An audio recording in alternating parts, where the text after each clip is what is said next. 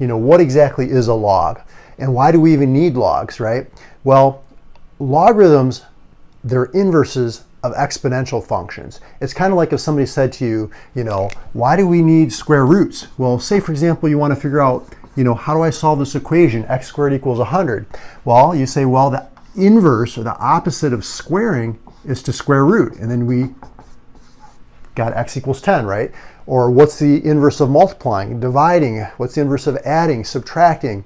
So basically the reason we need logs is because we need a way to do the inverse or undo what exponential functions do. And you'll see how that plays out as we go through this video. So the first thing you want to know is, how do you switch from the log form, which is kind of unfamiliar to us right now, to the more familiar exponential form? And I'm going to show you a couple different ways. I'm going to show you my favorite way first. Now, because logs and exponential functions are inverses, what we can do is we can use that to our advantage. So if we've got log base b of x equals n, what I can do is I can exponentiate both sides, okay, of this equation using this same base, as long as these bases match. So those are going to cancel each other out, and now we have x equals b to the n, right? So now it's in our exponential form. We're going to go through some examples so you can see how this works. Now, if it was in this form, x equals b to the n, see, this is the base, this is the exponent. What I'm going to do is I'm going to take the log base b of both sides, okay, to keep it balanced. Remember, in algebra, you want to do the same thing to the left and the right sides, but the log base b and the exponential function with base b, those cancel one another out. And now you can see we're back to where we started originally. So understanding how to switch between the two forms is really key. Now, a lot of teachers, okay, will teach their students this, and they'll say, this is the base, okay, this number here, it's like a subscript, it's a little bit below the line, this b, and this is the power, okay, so n is the power, that's your exponent, and then the x, that's your answer, or oftentimes referred to as the argument. Okay, not like getting into a fight, okay, just the argument, that's the answer. So if you know that's the base, that's the power, and that's the answer, then you can say, okay, there's my base, there's my power, there's my answer, okay. I'm going to show you this method because I think it's a little bit more intuitive and easy to understand. So let's go through a bunch of examples here. So let's switch this from the log form to the exponential form. We'll do that first. So you've got log base 3 of 81 equals 4. So what I'm going to do is I'm going to exponentiate both sides. I'm going to raise both sides using the base 3. Why? Because exponential functions and logarithmic functions, they're inverses, just like we talked about earlier, squaring and square rooting, multiplying, dividing, adding, subtracting. When you do that, they cancel one another out, okay? So now you've got 3 to the 4th power equals 81, which we know is true. 3 times 3 times 3 times 3 is 81. Okay, how about this one? Log base 2 of 1/16. Well, again, we're going to exponentiate using the same base, log base 2, exponentiate both sides using base 2. Those are inverses, they cancel. So now you can see we've got 2 to the negative 4 equals 1/16, and you've got it. Let's go down to this one, log base 10. So now what I'm going to do is I'm going to exponentiate both sides using base 10. Those undo one another, and we've got 10 to the 1/2 power equals the square root of 10. And remember your fractional exponents, the denominator is the root, so that's why that's the square root of 10. This is 10 to the 1st power. Now we're going to go the other direction. Okay, we're going to switch from the exponential form to the logarithmic form. This is the base, okay, so this is base 5, so we're going to take the log base 5 of both sides. These are inverses, they cancel, so we get 3 equals log base 5 of 125. Now you can write it either way, but I'm just going to leave it like that for right now. This one, we've got 7 squared. 7 is the base, so let's go ahead and do the inverse of exponentiating with base 7. Let's take the log base 7 of both sides to keep it balanced. These are inverses, they undo one another. So you can see log base 7 of 49 equals 2, and you got it. Last one here, for this group of problems, we're going to take the log base 8 of both sides. Those are inverses, and now you've got 1/3 equals log base 8 of 2. Now, if you want to get more comfortable with this process, just keep switching back and forth between the two forms. And what I mean by that is, see how you have log base 8? Let's just exponentiate both sides using base 8. Those are inverses. Now we get back what we had at the very beginning. Let's say we're going to want to take the log base 8 again on both sides, right? Those are inverses, and we're back to the logarithmic form. And you can keep doing that forever and ever until you feel really comfortable with switching the forms. So that's my preferred method just because I feel like it's more intuitive. But if you don't like that method, stick with what you like.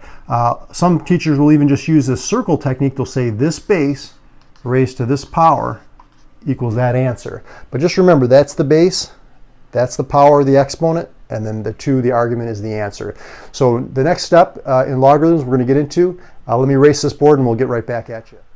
Okay, now we're going to talk about evaluating logs. So when they say evaluate, what does that mean? It just means find the value. In the last part that we were talking about, we were switching forms between the exponential and logarithmic forms. But now what we're doing is we're actually solving, we're actually getting an answer. And what you can do is you can do the same thing like we were doing in the last part, just go ahead and exponentiate both sides of the equation. So the exponential function, the logarithmic function, they cancel one another out as long as the bases are the same. So now what we have is 2 to what power equals 32. Well, you can see that's going to be 5. Now, oftentimes what I recommend to students is just put a variable here, like x, for example. So log base 5 of 1/25 equals x, right? So we're not as familiar of thinking in terms of logs, so let's go ahead and exponentiate both sides. Make sure that these bases are the same. They're inverses, they cancel each other out. 5 to what power is 1/25? -2, because 5 squared is 25, but the negative exponent takes the reciprocal, right? This one here, log base 49 of 7. Again, we're just going to make it equal to a variable x. We're going to exponentiate both sides, right? So those are inverses. 49 to what power is 7? 1/2. Because remember, the 1/2 power, that's like taking the square root. So the square root of 49 is 7. And then I just wanted to make a note here before I get to this next one, is that when you see log base 10 of x, a lot of times they're just going to write it as log x. They won't even write a base here. It's called a common logarithm. It's kind of a lazy man's way of just, writing log base 10 of x. You'll see that on your calculator, log x, but that's base 10. And then log base e of x, remember e is the natural base e, 2.71, right? They'll write that as ln x, or natural log of x. So these are like shorthand. So if you see that, if you want, you can put an e there to remind yourself, or a base 10 there, again, to remind yourself what base it is. So for this one, log base 3 of 1, again, we're just going to make it equal to x. Let's exponentiate both sides. These are inverses. 3 to what power is 1? Well, anything to the 0 power is 1, so that's just going to be 0. So now let's get into the graphing. So how do you graph a log? Okay. Well, here's the thing. We know that exponential functions, which look like something like this is an exponential growth function, and logarithmic functions are inverses. But when you want to find the inverse of a graph, what you do is you reflect it over the line y equals x. So if we do that, the logarithmic graph should look something like this right here. Now the exponential graph, notice it's getting closer and closer to the x-axis, whereas the logarithmic graph is getting closer and closer to the y-axis. So this is going to be our vertical asymptote as opposed to when we had the horizontal asymptote. Let's go through some examples so you can see what I mean. So when you have y equals log base 4 of x, you want to graph that. What I would do, what I recommend, is just exponentiating both sides. Okay, so now what we've done is we've rewritten it in exponential form. So we've got x equals 4 to the y power. Pick some values for y now as opposed to x, because it's a little bit easier to take 4 to the -1, that's going to be 1/4. 4 to the 0 is 1. 4 to the first is 4, and 4 to the second power is 16. Now what we can do is we can plot those points. So we've got, let's see, when x is 1/4, we're going down 1. When x is 1, we're going right 0. And when we're going right 4, we're going up 1. And if we go way over here, 16, we're going to be up at 2. So I'm kind of going off the graph there. But our graph's going to look something like that. Okay, so now the next thing your teacher might ask you is, what's the equation of the asymptote? Well, because this is approaching the y-axis, that's actually the line x equals 0. So that's your vertical asymptote. They might also ask you, what's the domain in the range? Well, remember, the domain is whatever the x values can be. And in this case, x is greater than 0. You don't see the graph over here in the negative range. It's not touching the y-axis, so x can't be 0. So the domain is x is greater than 0. And then for the range, we think about what the y values are. And you can see this is going down towards negative infinity, gradually making its way up towards positive infinity. So the range is going to be all real numbers. Okay, let's do a little bit more complicated example. So this one here, what do you think the 1 and the 3 do to the graph? Well, the number that's grouped with the x, it shifts the graph in the x direction, the horizontal direction.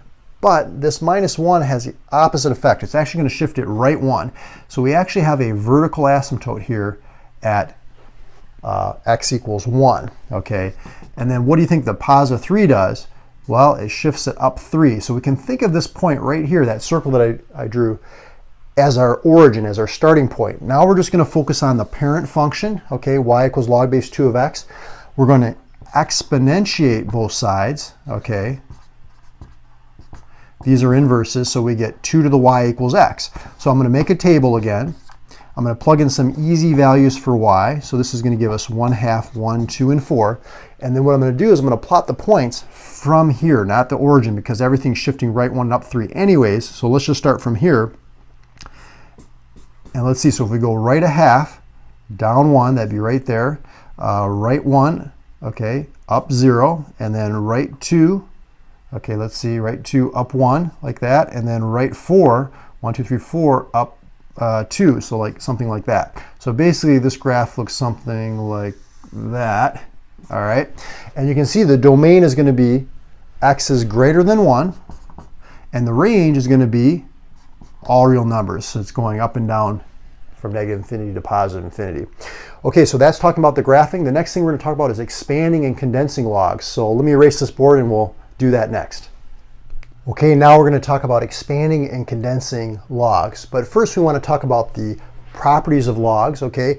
Just like there's properties of exponents, rules of exponents. For example, when you multiply and you have the same base, what do you do to the exponents? You add them, right? When you divide and you have the same base, what do you do to the exponents? You subtract them. What do you do when you have a power to a power? You multiply. So those are the rules of exponents you learned before.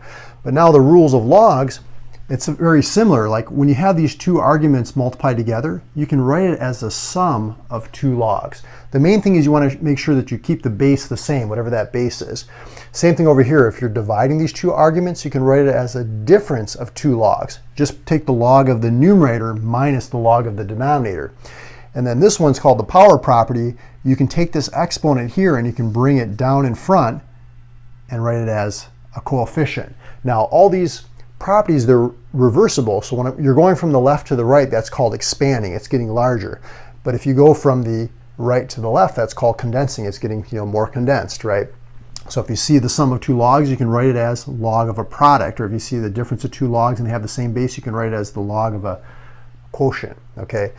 And then there's another formula called the change of base formula. And this really comes in handy when some calculators, they don't have the ability to change the base. They only have log base 10 or a natural log, which is log base e. So what you can do here is if you have log base b of c equals log, you pick a new base, let's say base a, you take log base a of c divided by log base a of b. So for example, if you had log base 3 of 7, you could really write this as a common log, like log base 10 of 7 divided by log base 10 of 3. Now it's easy to remember because the 7 is a little bit higher, that goes in the numerator. The 3 is a little bit lower, that goes in the denominator. You just pick a new base and that's it. You can also write this as natural log of 7 over natural log of 3. Same thing with this one, log base 4 of 5. I would just say natural log of 5 over natural log of 4. Put that in your calculator and you got the same thing as log base 4 of 5. But let's get into the expanding and condensing now. So say you want to expand log of a times c times d. I didn't write the base there, so that's considered a common log or log base 10. But because these are all multiplied together, we're going to use the product, okay, rule. So this is going to be log of a plus log of c plus log of d. Pretty easy, right? Here we've got a combination of multiplying and dividing. So what I'm going to do is I'm going to do log of a plus log of c minus log of b. So the one that I'm dividing by, we're subtracting. The ones that are multiplied together, we're adding. This one here, natural log, this one's going to be, I'm going to do it in two steps. I'm going to do natural log of x minus, see, because we're dividing, natural log of y times z. But you can see these are multiplied together, which we can write this as natural log of y plus natural log of z, right? But you see this whole thing is being subtracted, so we have to distribute that negative. So this whole thing comes out to natural log of x minus natural log of y minus natural log of z. The thing to take away from this particular example is whatever's in the denominator, you're going to be subtracting. Whatever's in the numerator is going to be positive, you're going to be adding. Okay, so that's just a quick way to figure these ones out. But you can do it in steps like this too. This one, we've got some exponents here. So this is actually going to be natural log of x squared plus natural log of y cubed, because you can see these are multiplied, so I wrote it as a sum of two logs. Then what I'm going to do is I'm going to bring those powers down in front as coefficients. That's the power property, okay, for log. So this is going to be 2 natural log of x plus 3 natural log of y. That's fully expanded.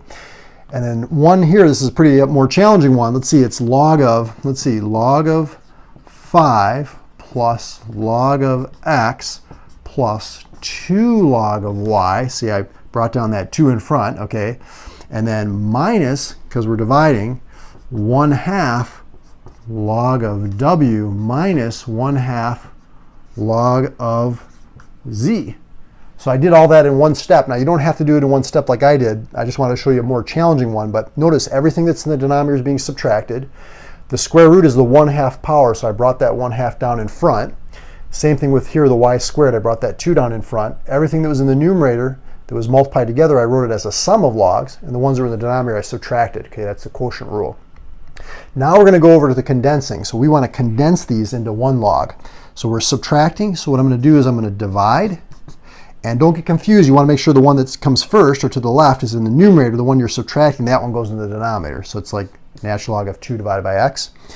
This one with the coefficients, I would bring those up as powers first, and then you can put it all together. So this would be natural log of x cubed times y to the 4th. Okay, adding, so we multiplied. Okay, and then this last one, we've got quite a bit going on here. So I'm going to bring up the coefficients. Okay, 1/2 is going to make that the square root of z. So if I do this, it's going to be log of x to the 4th, right?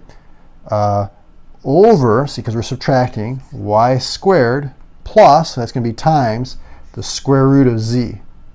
So that was a more challenging one. So this has been expanding and condensing logs. Now we're going to get into evaluating equations and solving equations using logarithms. So let me erase this board and we'll get back with that. Okay, now we're going to solve equations using logarithms. So just like algebra, you want to work from the outside in. You want to try to isolate that variable. Same thing here. We're trying to get that x by itself. So let's go ahead and subtract 7 from both sides. So that gives us 4 times 2 to the 3x power equals 3. Again, working from the outside in, let's divide both sides by 4. So now we have 2 to the 3x equals 3/4. Whenever that variable is in the exponent position, okay, you need to get it down from there. We need to reverse that exponentiation process. We want to take the log base 2, okay, of both sides of the equation to keep it balanced, right? So the log base 2 and the exponential base 2, those cancel. So now we have 3x equals log base 2 of 3/4. If we divide both sides by 3, that's it, you got it. Now you can do that in your calculator. I did that here for us. It's a negative 0.138 approximately. Okay, let's go to example number 2. Same thing here. You're trying to work from the outside in. You're trying to get that x by itself. So let's add 8 to both sides. So that gives us 2 log base 2 of x equals 14. Let's divide both sides by 2. We're still working from the outside in. We've got log base 2 of x equals 7. We want to get that variable by itself. What's the inverse of taking the log base 2, exponentiating using base 2? So we have x equals 2 to the 7th power, which is 128. Okay, in example number 3, here we're going to use the properties of logs to condense these into one log. Remember, when you're adding, what do you do to the arguments? You multiply them. So that's going to be x squared minus 2x. I'm multiplying those together, equals 1. And then again, we're trying to work from the outside in. We're trying to get that variable by itself. So let's exponentiate both sides. So I'm raising base 3, so those cancel one another out. We get x squared minus 2x equals 3. I'm going to subtract 3 from both sides. Set this equation equal to 0. I'm going to factor. Okay, so this is all coming back to you from earlier in math, right? And then now, if we set these factors to 0, we get x equals 3 or negative 1. But the one thing you want to be careful with log equations, because remember the graph, it looks like this, right? Log, you can't take the log of 0, you can't take the log of a negative number. That's not in the domain, okay? So if we look at negative 1, so you'd be taking the log of a negative 1, a negative number, that's extraneous. That's not possible. 3 is okay, we're not going to be taking the log of 0 or a negative value when you simplify that argument. Okay, so that has to be a positive value once you simplify. So it looks like we just have one answer, x equals 3, and you got it. So we did quite a bit here in this video, giving you all you need to know about logs, from evaluating to solving equations to expanding, condensing, graphing.